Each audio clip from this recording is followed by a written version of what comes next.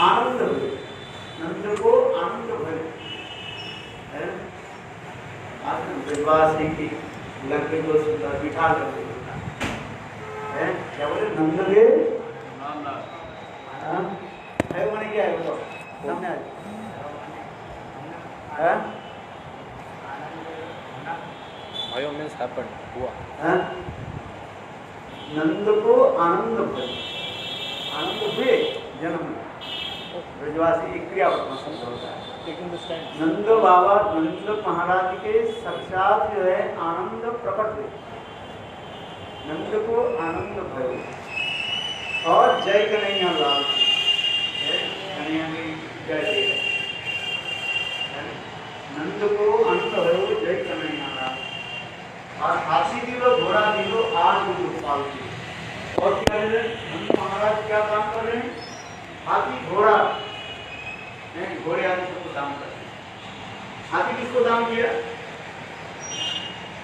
जो 14 साल से है वही वृद्धन है, 60 से 80 साल के अंदर जो होगा उन लोग का हाथी दिया, हाथी के ऊपर बैठ कर चले धीरे धीरे धीरे उनके जन्माष्टमी के बाद देखा ना, यहाँ पर हाथी आते, हाथी घोड़े ऊंट need that also cover. There is a wonderful Janmashtami This why. देखा है,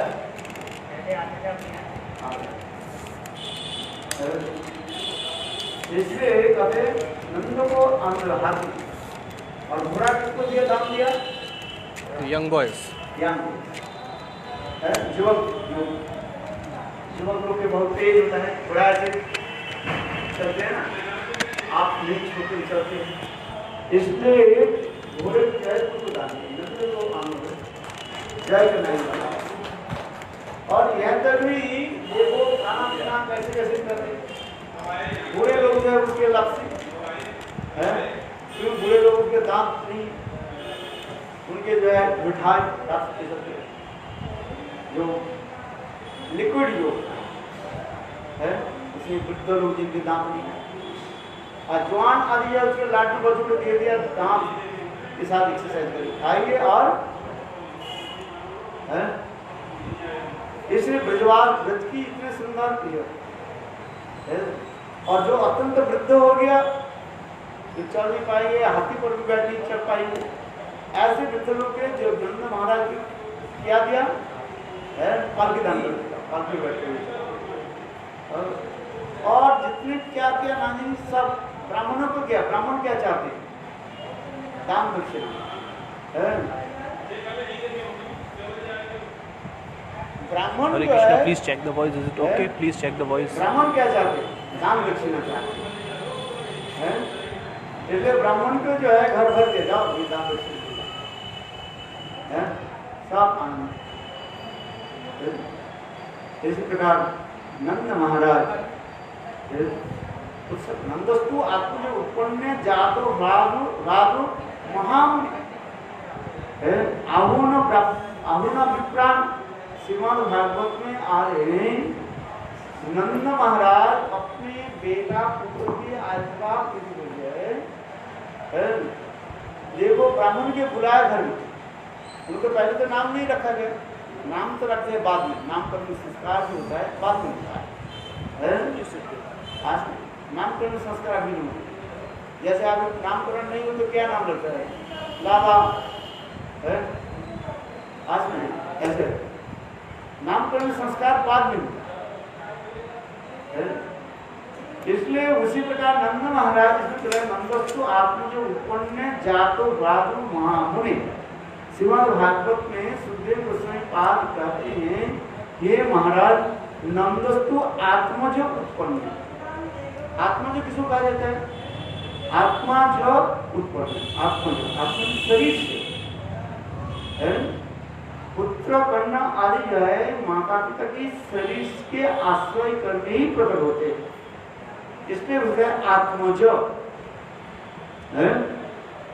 इस संसार में लोक रीति के अनुसार हम लोग के जो बद्ध जीव के क्या होता है, कैसे जन्म होता है, अनंत गुण जीव संसार में भटक रहे हैं। भगवान की इच्छा से जो जीव की प्रकट होना है इस जगत में, शरीर धारण करना है, वो शरीर कैसे कहाँ जाता है, कैसे कैसे शरीर धारण करते हैं, इसके लिए भी उपनिषद में ही कहा गया। भगवान की इच्छा से अनेकों जो आत्मा इस संसार में भ्रमण करते हैं वायुमंडल में, थोड़ा सिद्धांत सुना, अनंत करोड़, एक नहीं अनंत करोड़ जो है जीवात्मा जो है वो केवल सूक्ष्म शरीर में है, उसमें स्थूल शरीर नहीं है। क्या शरीर? सूक्ष्म शरीर में, मन बुद्धि अहंकार से सूक्ष्म शरीर में वो भ्रमण करते हैं। और इस प्रकार क्या होता है, फिर भ्रमण करते करते कहाँ चले जाते हैं? सूर्यलोक, सूर्यलोक के बाद चंद्रलोक, फिर चंद्रलोक की आश्रय और सूर्यलोक की रश्मि के आश्रय करके फिर ये पृथ्वी लोक में फिर आते हैं। जिस जीवों की देह धारण करना है वो फिर महाकाश में भ्रमण करते रहते हैं। और भ्रमण करते करते क्या होता है, जिस शरीर में प्रवेश करना है भगवान सब कुछ व्यवस्था करते हैं। जैसे कि कोई घासों में आश्रय ले लेते हैं, फलों में आश्रय लेते हैं, जिस घास में अथवा फलों में आश्रय ले लेते हैं,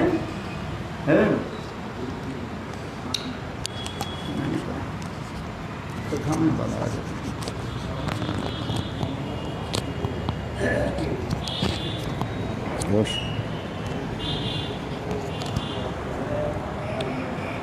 फिर वो फल व घास को जो खा लेते हैं वो कौन खाएगा? एक विचार देते हैं, जैसे पुरुष खा लेते हैं, उसमें तो आत्मा है, सूक्ष्म शरीर के अंदर आत्मा रहती है। वो आत्मा पहले कैसे प्रवेश करते हैं? पुरुष शरीर में चले जाते हैं वो, है। फिर पुरुष शरीर के द्वारा है फिर वो स्त्री शरीर में प्रवेश करते हैं, ऐसा नहीं। फिर शरीर के प्रवेश के बाद वो स्थूल शरीर उसको प्राप्त होता है। जैसे इस संसार में जैसे माता पिता की संयोग से मातृगर्भ में जन्म होता है वो, फिर 9 मास 10 दिन तक मातृगर्भ में रहते हैं। ये सब पूर्वा निर्धारित सब होता है, ऐसे नहीं हो जाता है। इसके भी बहुत विवरण जो है श्रीमद् भागवत और पुराण में दिया गया है। एक शरीर जो प्राप्ति करना, विशेष करके मनुष्य शरीर प्राप्ति करना कितने दुर्लभ होते हैं, इसलिए कहते हैं दुर्लभो मानुषो देहे लब्धा सुदुर्लभम बहु संभवान्ते मनुष्यम अर्थदम अनित्यम अप्यधीर तूर्णम जतेद न प्रतेद उन्मित्तुम जावत निश्चय विषय खोलू सर्वतो साथ। ये मनुष्य शरीर जो है प्राप्ति करना इतने सहज नहीं है। हम लोग तो सोच रहे बस जैसे एक शरीर से दूसरे माता पिता के संयोग से शरीर प्राप्त होगी, ऐसे नहीं। यदि माता पिता के संयोग से यदि शरीर होते, बहुत स्त्रियां की बच्चा नहीं होती है, विवाह तो करते हैं किंतु बच्चा क्यों नहीं होता है? आप बताओ। भगवान की इच्छा जब तक नहीं हो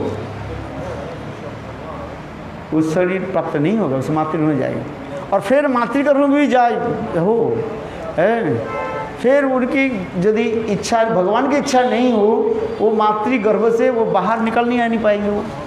वो होते ना मातृगर्भ में रहते हुए वो शरीर मर जाते हैं। कि मृत्यु तो किसी प्रकार ही होते रहते हैं। उस मातृगर्भ में शरीर प्राप्त करके भी वह मातृगर्भ में ही वो मर जाता है, मातृगर्भ से बाहर निकल नहीं पाते, नहीं निकलते हैं। हाँ सुनिए, एक बहुत लोग तो आजकल तो बहुत लोग उसके ज़बरदस्ती भी मार भी देते हैं। आजकल सरकार से तो नियम कर दिया, क्योंकि पहले लोग सोचते हैं जैसे गर्भस्थ शिशु यदि स्त्री हो तो मेरा लड़की होगा, लड़की नहीं चाहती हो, इसलिए वो क्या करते हैं ना केमिकल दे करके मर देते हैं, जिसको भ्रूण हत्या कहा जाता है। कई प्रकार से जो भ्रूण हत्या करते रहते हैं, ये सब महापाप है। आज समझिए, भ्रूण हत्या करना नहीं चाहिए। देखो यहाँ तक भी कुछ जीवों जो अच्छा चलो कुछ जीव मातृगर्भ में रहते हैं और मातृगर्भ में रहते हुए पर भी मातृगर्भ से निकलने समय वो भी मर जाता है ना। हजारों केस है इसी प्रकार, एक नहीं। फिर मातृगर्भ से किसी प्रकार के आ जाते, उसमें हजारों में कोई एक आ गया, फिर उसमें किस प्रकार रोग शोक आदि के द्वारा वो भी कितने समय तक है। क्योंकि ये सब मैं किस लिए कर रहा हूँ, एक जीवात्मा को शरीर धपिस करके मानव शरीर धारण करना इतने कठिन होता है।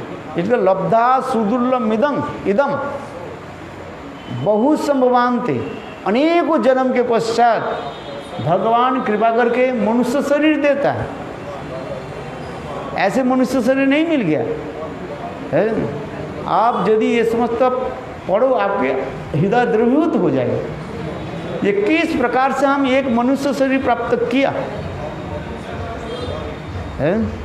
और फिर ये मनुष्य शरीर में भी अनेक प्रकार के होते हैं, ये साधारण नहीं है। इसलिए कहते हैं 84 लाख जन्म भ्रमण करते करते तब भगवान हमें एक मनुष्य शरीर देते हैं।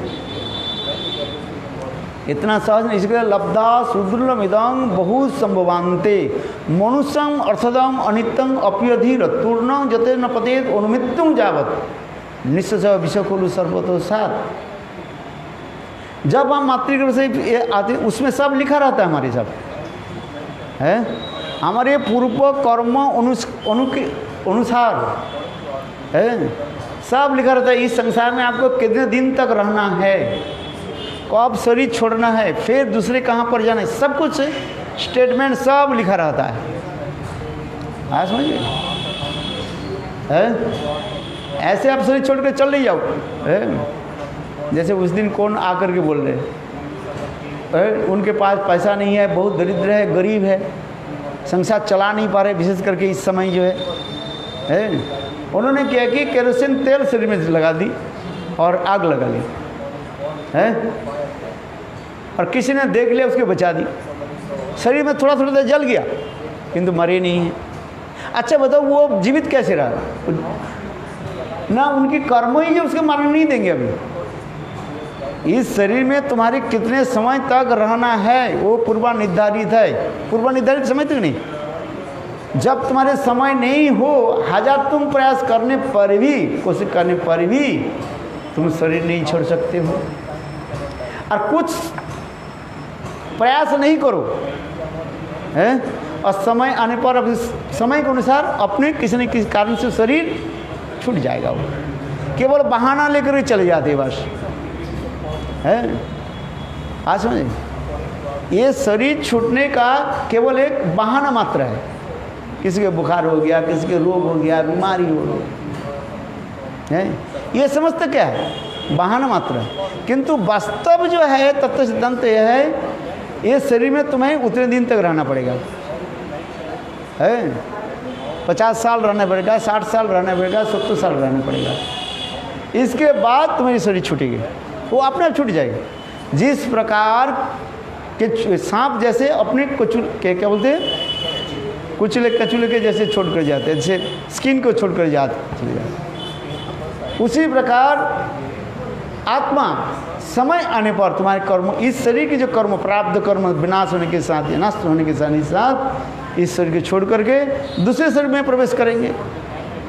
यथा जलौकवत, जलौकवत माने एक प्रकार जीव होता है जिसके जोंक कहा जाता है। वो चलते ना, इस शरीर को छोड़ के ऐसे करके चलते हैं, वो है पूर्व स्थान को पकड़ करके पिछले स्थान को तब छोड़ देते हैं। वो क्या बोला बताओ, जोक कैसे चलते है, पूर्व स्थान को पहले पकड़ता है और फिर पीछे के स्थान अपने उठा देते हैं। देखे ना वे जोक ऐसे चलता है, भागवत में वर्णन है, हम नहीं कर रहे। ये एक शरीर से दूसरे शरीर कैसे, एक शरीर को जो इतने तुम्हारे कर्म पर मानो 80 साल रहना है, 80 साल के होकर ठीक जब असर पूरा हो जाए, ठीक उसके पहले पूर्व दूसरे शरीर उसके लिए सब प्रस्तुत है, तो इस शरीर को छोड़कर दूसरे शरीर में जाकर प्रवेश कर लेंगे। हाँ सुन, इसलिए पूर्व शरीर कैसे के पूर्व शरीर को आश्रय कर लेते पहले, अब पीछे के शरीर छोड़ देते हैं।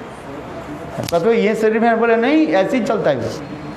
इसलिए श्रीमद् भागवत में श्लोक है, आत्मा एक शरीर के छोड़कर दूसरे शरीर में कैसे जाते हैं? ये कहते हैं जथा जलौकवत।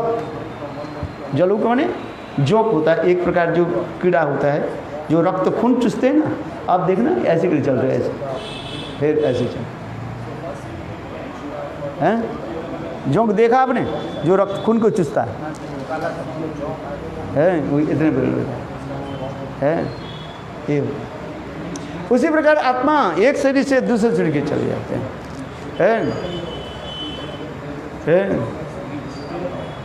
मृत्यु शरीर छोड़ने हम मृत्यु कहते हैं, वो अपने कर्मफल समाप्त हो जो मृत्यु हुई। केवल ये संसार में एक बहाना समझते लोग, केवल एक कारण दर्शाते, वास्तव वो नहीं है। वो तो इस शरीर में उतना ही तक रहना है उसको, और उसके बाद चले जाते हैं। हाँ समझिए, इसलिए श्रीमद् भागवत में क्या बोले, अर्जुन के पुत्र अभिमन्यु को भी दिखा है। अर्जुन तो शोक में मोहित हो गए, पुत्र शोक में, भगवान ने ये तत्व समझा है। अरे साक्षात भगवान जिसकी मामा लगते हैं, सुभद्रा के पुत्र है ना, अभिमन्यु किसके पुत्र है?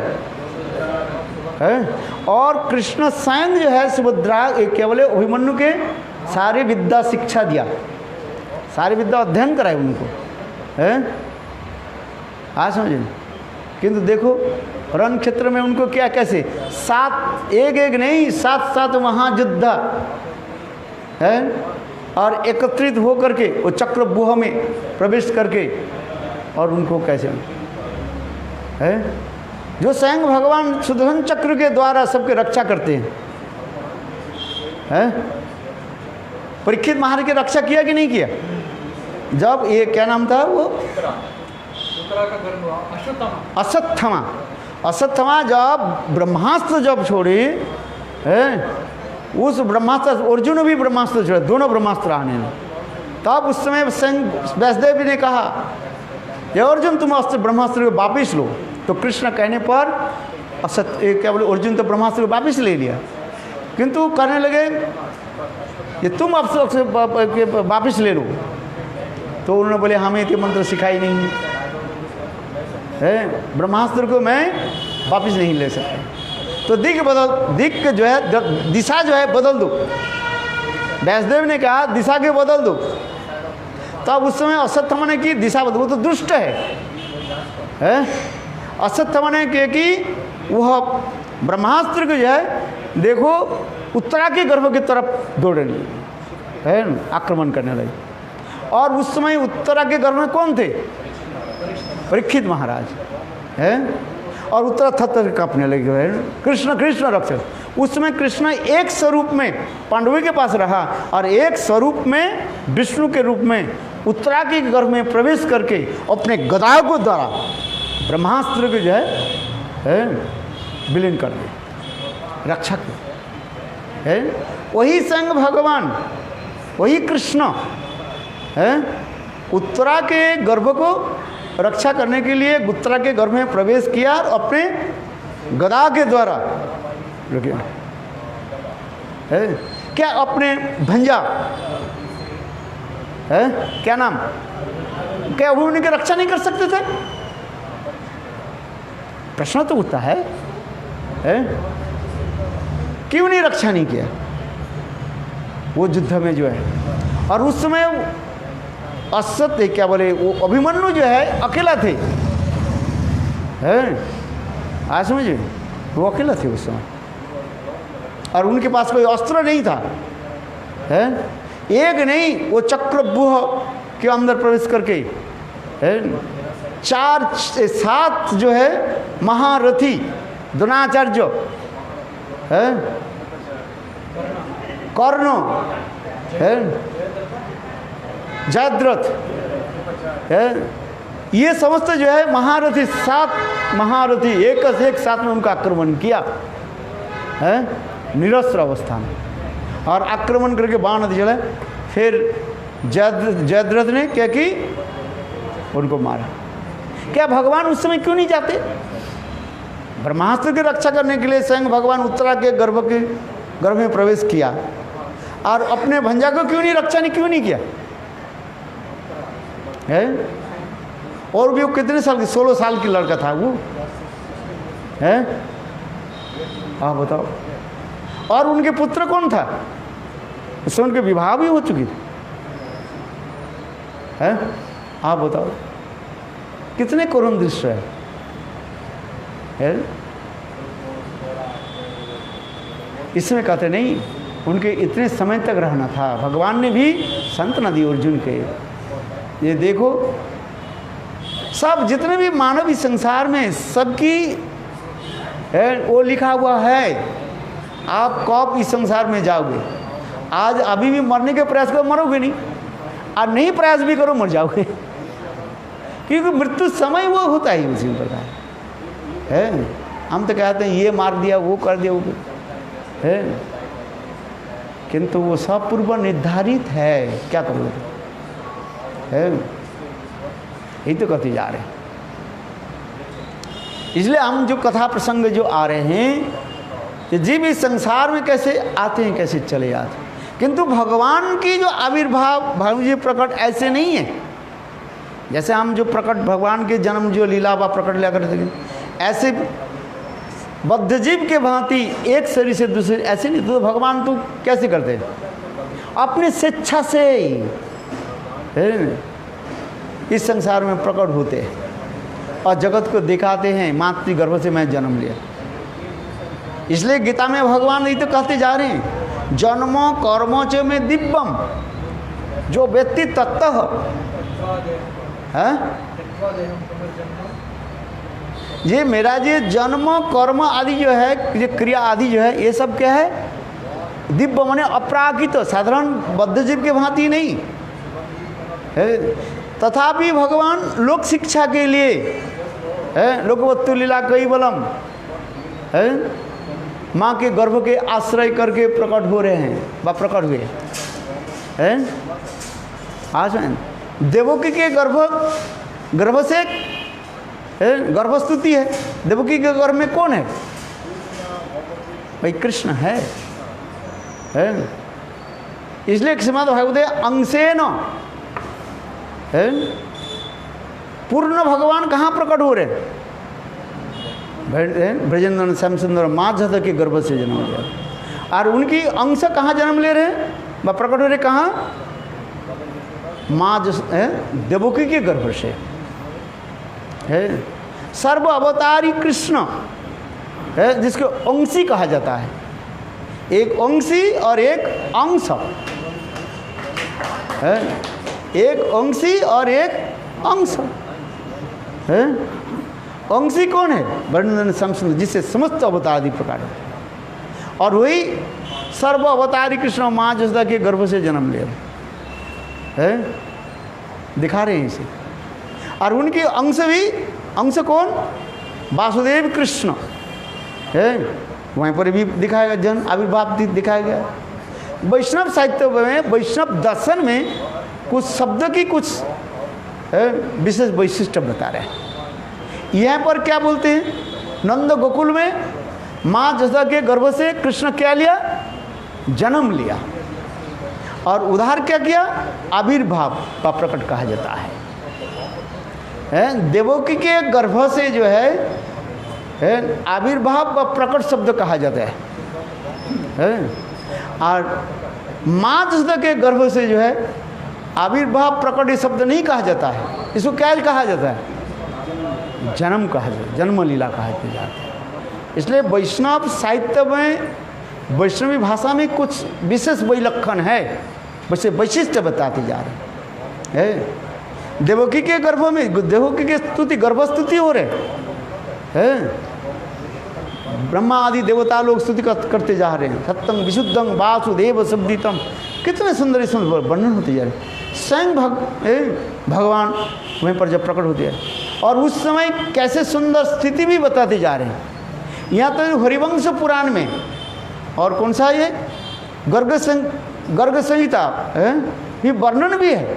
दे एक ही समय, एक ही साथ में है, नंद महाराज के पत्नी जशोदा और वसुदेव महाराज के पत्नी देवकी पुत्र के जन्म दिया। सुसुम बत क्या बोल के संस्कृत वर्ड है समम काले सुसुबात है, एक ही साथ में जो है जन्म दे रहे है। तो यहाँ पर करके देखो कुछ लोग प्रश्न भी करते हैं, ये जसोदा के गर्भ में जब रहे कोई स्तुति तो नहीं सुनाया जाता है, स्तुति नहीं हो रहा है। किसके गर्भस्तुति हो रहे? देवकी के गर्भस्तुति मना रहा है। श्रीमद् भागवत में देवकी के गर्भस्तुति होते जा रहे। तो आप ये कहेंगे ये जसोदा की गर्भ में जब रहे स्तुति क्यों नहीं हुआ है? बोले ऐसे कहने पर शास्त्र कहते नहीं, देवता लोग जोग माया के द्वारा वो मोहित हुए हैं, वो जान नहीं रहे हैं। ये स्वयं जो वही सर्व अवतारी कृष्ण इनकी गर्भ में जो स्तुति हो रही गर्भ में लिया। अथवा यह यदि कहो फिर हमारे आचार्य पाद कहते हैं बोले जसोदा और देवकी ये जो दोनों जो नाम जो है इसके ओरिजिन नाम किसका है? जसोदा की नाम है। दे नामनी नंद भारजा देवकी जसोदा च। नंद भारजा नंद महाराज के पत्नी जसोदा के दो नाम, एक है जसोदा और एक देवकी। जहाँ पर श्रीमद् भागवत में देवकी नंदन कह के बाद देवकी स्तुति आदि कहा दिया है, वास्तव रूप में वो जसोदा देवी की कहा जाता है। श्रीमद् भागवत में सुखदेव गोस्वामी पाद बहुत जगह में देवकी नंदनम यहाँ तक रासला की अनेकों श्लोकों में जो है देवकी नंदन कहा करके कृष्ण के जो है संबोधन किया गया है। हाँ, कौन सा श्लोक है? तत्राभि सुशोभते होई तत्राभि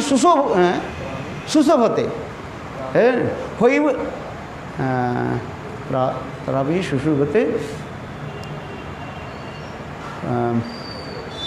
ऐसे भूलते जा रहा हूँ, याद है सर? ये वही रासलीला में कृष्ण गोपियों के साथ जब विराजमान हुए है, उसमें सुखदेव गोस्वामी पाद वर्णन कर रहे हैं।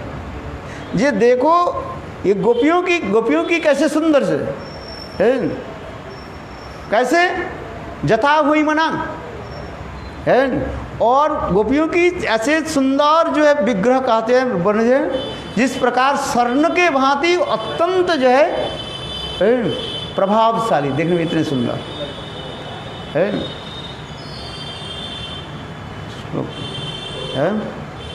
और उसमें करे देवकी नंदनम, तो देवकी नंदन कैसे आ गया? बोले देवकी नंदन जहाँ पर हो रहा है उसकी समझना चाहिए जशोदानंदन है। टीकाकार कहते हैं देवकी नंदन कहने से उनको क्या समझना चाहिए? जशोदानंदन है। जथा मरकोत मणि ऐसे शब्द है। कृष्ण के स्वरूप कृष्ण और गोपियों की सौंदर्य माधुर्य पर प्रकाशित हो रहे हैं। ये कृष्ण कैसे एक इंद्र नीलमणि के भांति प्रकाशित हो रहे हैं, और गोपियाँ कैसे हैं माने साक्षात प्रकाशमान है, और वो उज्जवल निर्मल है सोने के भांति है। उस समय रासलीला में कृष्ण के ये सौंदर्य प्रकाशित होते जा रहे हैं। इसलिए हमारे कहने की ये तात्पर्य उतना ही हमारे लेना है, जहाँ जहाँ पर भागवत में देवकीनंदन कहा करके उल्लेख किया गया स्थल विशेष में जहाँ पर देवकीनंदन कहा करके सुखदेव गोस्वामी कहा गया, उसके समझना चाहिए ये जशोदानंदन है। इसलिए हम कथा में आइए, यहाँ पर जो देवस्तुति जो होते जा रही है, देवकी के गर्भ की स्तुति गर्भस्तुति जो कहता है, यह भी जशोदा की स्तुति होते जा रहे हैं, इसमें कोई संदेह नहीं है। किंतु लीला में के ऐश्वर्य पर लीला और एक माधुर्य लीला होने के नाते जोगमाया इस लीला को कुछ छुपा करके रखा है, आवृत करके रखा है। आज इसलिए यहाँ पर जो देवकी के गर्भ से क्या हुआ, वहाँ पर आविर्भाव शब्द व प्रकट शब्द कहा जाता है। और जसोदा की गर्भ से साक्षात जन्म लेते जाए। जैसे मनुष्य जैसे मातृगर्भ से जन्म लेते हैं, जैसे प्राकृत शिशु बालक मातृगर्भ से जन्म कैसे लेते हैं, जब जन्म लेते हैं माता के गर्भ के साथ बालक के नाड़ी के साथ क्या रहते हैं, जुग रहता है, नाड़ी छेदन होता है। आज समझिए, यहाँ पर कोई नाड़ी छेदन दिखाया नहीं। कहाँ पर? कंस के कारागार में देवकी जो बालक के जन्म दिया, वहीं पर कोई नाड़ी छेदन नहीं है। किसी प्रकार के जात संस्कार की भी बात नहीं कहा गया। जात संस्कार होता है जब बालक मातृगर्भ से जन्म लेते हैं, तब पहले ब्राह्मण आदि के द्वारा स्तुति वाचन किया जाता है, पवित्रकरण होता है, दान दक्षिणा भी दिया जाता है। ये समस्त शास्त्रीय विचार है इसमें। और इसके पश्चात क्या करते हैं, वो जो नाड़ी जो रहता है माता के गर्भ के साथ क्या आते हैं, उसमें क्या नाड़ी छेदन होता है। और नाड़ी छेदन होने के बाद उसको क्या माना जाता है, वो क्या बोले, शौच अशौच माना जाता है। 7 दिन 9 दिन 10 दिन, जैसे कहीं 21 दिन, जैसे जैसे देशाचार जो है उस समय जो है माँ बाहर नहीं निकलते हैं। 7 दिन बाद 10 दिन बाद 21 दिन के बाद उनके शौच क्रिया आदि करके माने समस्त प्रकार जो भी है उनकी शुद्धिकरण करके फिर माँ और बालक के बाहर आना जाता है। देवालय में ले जाते हैं, देवताओं के पास स्तुति कराते हैं, दर्शन कराते हैं। आज समझ, ये समझ विधान है। नहीं तो आज ही जन्म लिया काल मंदिर में चले गए, ऐसे नहीं है। देखो यहाँ पर किंतु देवकी के गर्भ से देवकी गर्भ से जो प्रकट आविर्भाव दिखाया, कोई स्तुतिकरण कुछ नहीं दिखाया गया है। वो भी कृष्ण के जन्म होने के साथ ही साथ चतुर्भुज प्रकट कर दिया और करके बोले, ये देवकी वसुदेव देखो मेरे स्वरूप के दर्शन करो, है आप लोग मेरे नित्य परिकर्मी हो, है मेरे स्वरूप के दर्शन करो।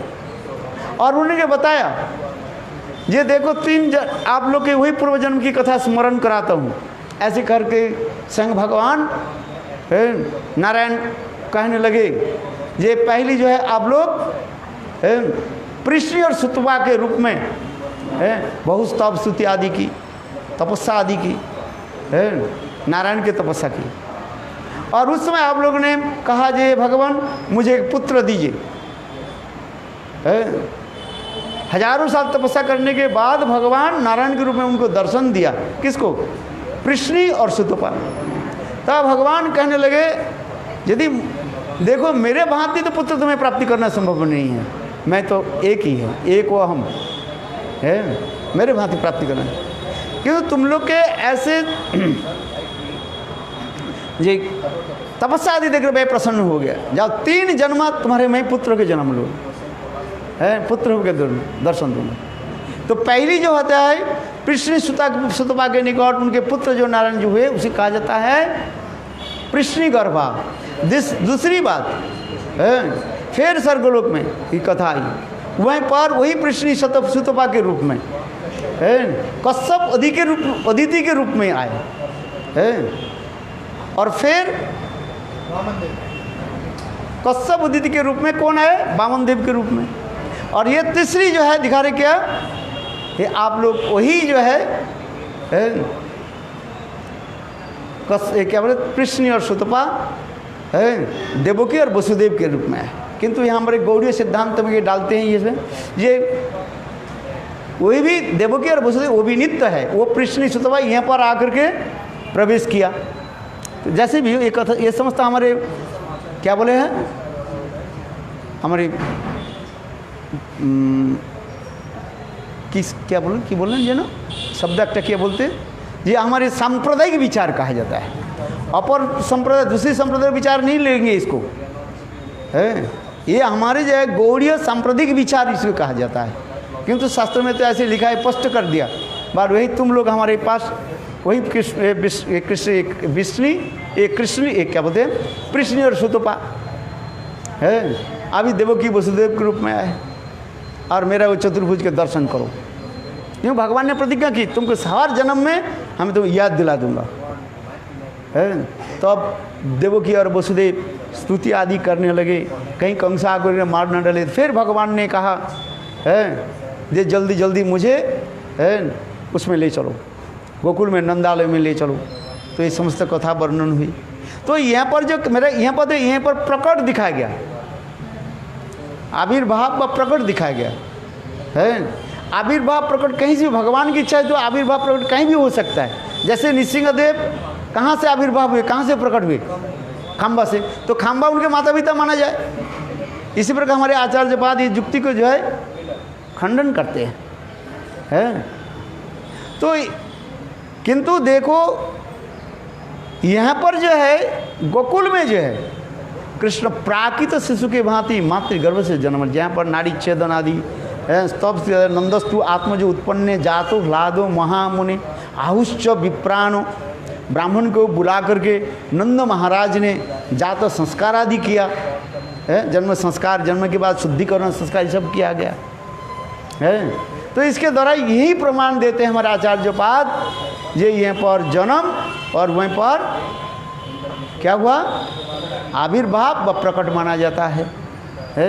इसी कहते, इसी तो भगवान गीता में कहते हैं जन्म कर्मों में दिव्यम जो व्यक्ति तत्व, ये तत्व जो है सिद्धांत रूप में जो है मेरा जन्म क्या है, प्रकट क्या है, आविर्भाव क्या है, इसको समझना चाहिए है। सब एक ही साथ में खिचड़ी बनाने से काम नहीं होगा। खिचड़ी समझते कि नहीं? खिचड़ी में जल्दी से हम कुछ किसको खिलाना है तो कुकर में सब एक समय डाल दो, दाल भी डाल दिया, चावल भी डाल दिया, हल्दी डाल दिया, मसाला डाल दिया और नमक भी डाल दिया, आलू भी डाल दिया, जो कुछ दे बस 3 सीटी दे दिया। 5 मिनट के बाद जब प्रसाद ग्रहण करो क्या हो गया खिचड़ी, बाज खचा खच खचा खच खाते रहो। इसलिए खिचड़ी बनाने से नहीं होगा, माने तात्पर्य क्या है? इसलिए आविर्भाव प्रकट है और जन्म ये समस्त हमारे विचार दिखाएगा। अब महाराज जी बात हरी कथा बोलेंगे, अधिक समय लेने ये समस्त गौड़ी विचार है। अभी ये सब कथों को हम इनको कह दिन तब विचार करेंगे है। भगवान की से सुंदर लीला कथाएं जो है गौर प्रेमानंदे हरि महाराज दे दो है।